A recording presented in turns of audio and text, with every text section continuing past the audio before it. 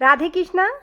आज मैं आपको वैशाख मास महात्म्य का 11वां अध्याय सुनाने जा रही हूँ। तो चलिए शुरू करते हैं।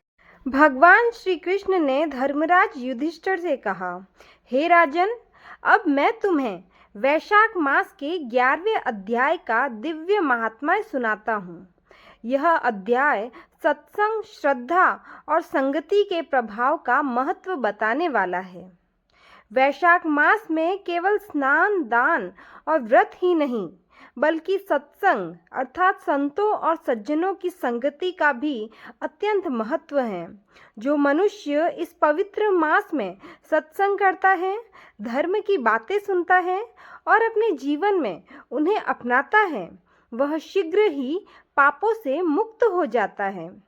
प्राचीन समय में एक नगर में एक युवक रहता था। वह बुरी संगति में पड़ गया था और गलत मार्ग पर चलने लगा था। वह चोरी, झूठ और अन्य अधर्म कार्यों में लिप्त रहता था। उसके माता पिता उससे अत्यंत दुखी रहते थे। एक दिन वह युवक भटकते भटकते एक स्थान पर पहुंचा, जहां कुछ संत वैशाख मास का महात्म्य सुना रहे थे। वहां भगवान विष्णु की कथा और भजन हो रहा था। शुरू में तो युवक वहां केवल समय बिताने के लिए बैठ गया, परंतु धीरे धीरे संतों की वाणी उसके हृदय को छूने लगी। संत कह रहे थे, हे मनुष्यों, संगति का प्रभाव अत्यंत गहरा होता है।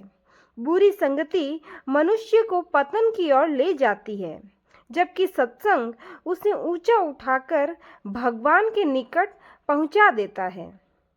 ये वचन सुनकर युवक के भीतर पश्चाताप की भावना जागी।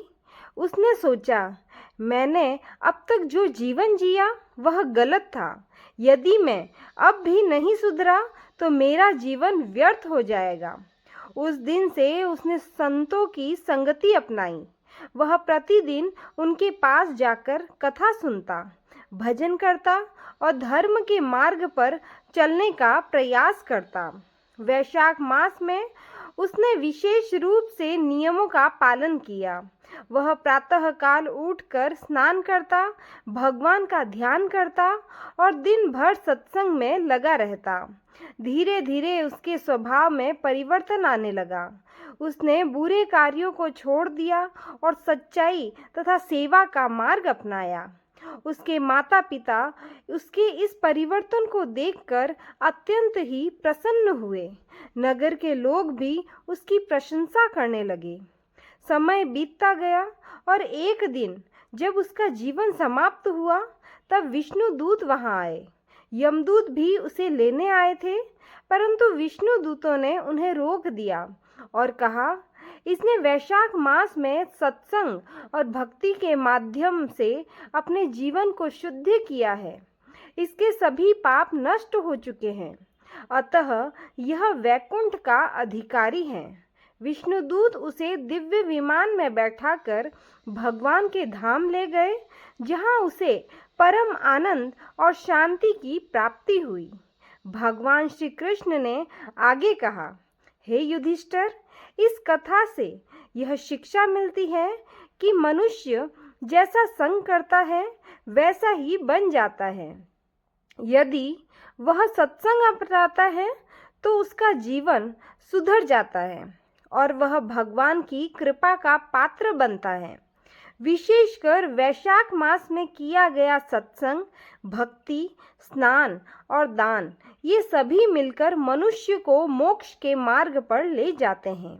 अतः हे राजन, प्रत्येक व्यक्ति को चाहिए कि वह इस पवित्र मास में संतों की संगति करे, धर्म का पालन करे और अपने जीवन को सफल बनाए। इति वैशाख महात्म्य अध्याय 11 समाप्त।